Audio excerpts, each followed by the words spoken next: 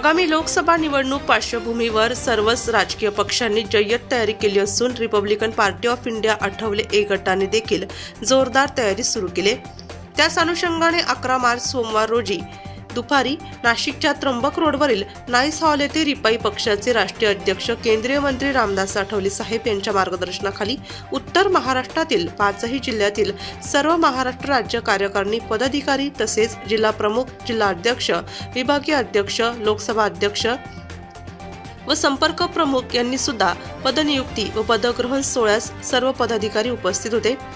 Republican Party of India Athawale गटाचे उत्तर महाराष्ट्र प्रमुख प्रकाश लोंढे यांनी आयोजित केलेल्या पदग्रहण सोहळ्यात नाशिक, धुळे, जळगाव, नंदुरबार आणि नगर जिल्ह्यातील सर्व पदाधिकारी, कार्यकर्ते मोठ्या संख्येने उपस्थित होते।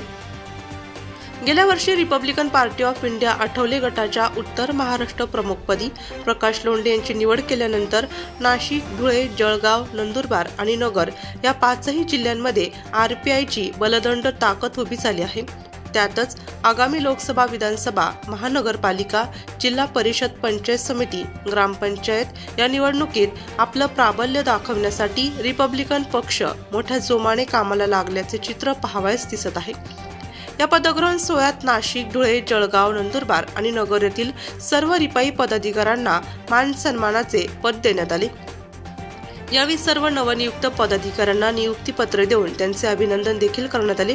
रिपब्लिकन पार्टी ऑफ इंडिया उत्तर महाराष्ट्र प्रमुख तथा जिल्हा प्रमुख प्रकाश लोंढे यांच्या अध्यक्षतेखाली झालेल्या या बैठकीत अनेक महत्त्वाचे निर्णय घेण्यात आले।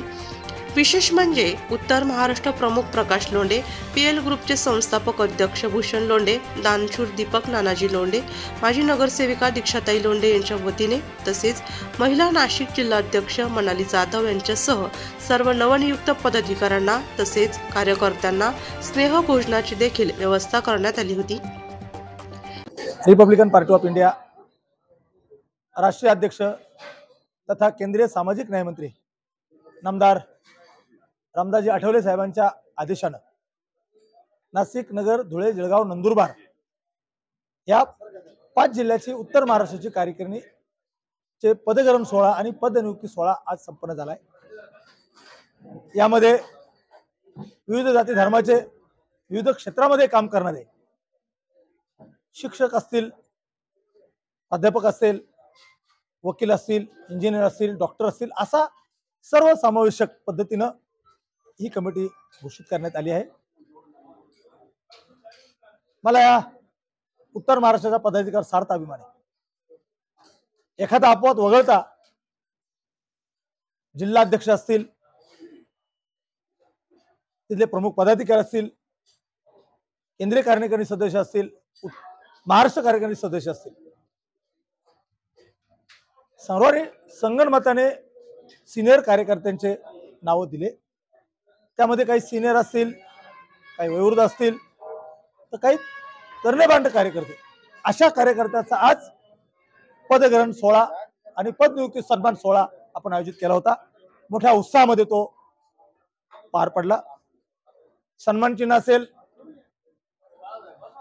गुच्छ असतील, शाली असतील, ही जरी फॉर्मॅलिटी असेल, परंतु सर्वांनी एकत्र यावं, 5 जिल्ह्याच्या कार्यकर्त्याचा स्नेहबंधन व्हावं, 5 पक्वानाचं स्नेह भोजन द्यावं, अशा प्रामाणिक हेतूने हा कार्यक्रम संपन्न होत आहे।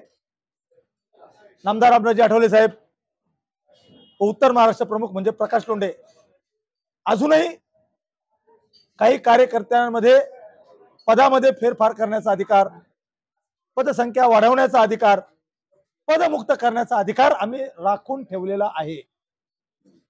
पुनरुच्चार करतो की उत्तर महाराष्ट्राच्या कार्यकारिणीमध्ये पदसंख्या वाढवणे, पदमुक्त करणे व पदाची अदलाबदल करणे हा अधिकार सुद्धा आम्ही राखून ठेवला आहे। कारण काही कळत नकळत काही नाव राहिले असतील, कळत नकळत काही मागपुढे झालं असेल, तर तो मात्र रिपब्लिकन पक्षाचा मोठा आगामी निवडणुकीची तयारी रणशिंग आम्ही उत्तर महाराष्ट्रामध्ये नाही, महाराष्ट्रामध्ये नाही, देशामध्ये सुरू केलंय। सबका साथ, सबका विकास और सबका विश्वास ह्या उद्देशावर नामदार आठवले साहेबांच्या स्वप्नपूर्तीसाठी ही उत्तर महाराष्ट्राची कार्यकारिणी घोषित करण्याचा, पदनियुक्ती करण्याचा मला जो सन्मान मिळाला त्याबद्दल मी सर्व माझ्या पदाधिकारी, आपण बघताय 25च्या 25 बघा, आपण तरणेबांड आहेत, वयोवृद्ध आहेत, पॅन्थर आहेत, विविध जाती धर्माचे आहेत, यांचा मी सन्मान करतो. पण मात्र निश्चितपणे 5 जिल्ह्याच्या कार्यकर्त्यांना सांगेल की त्याच ताकदीने त्यांचा सन्मान करा, त्याच ताकदीने त्यांना मोठेपणा द्या, अशी अपेक्षा करतो. जय भीम,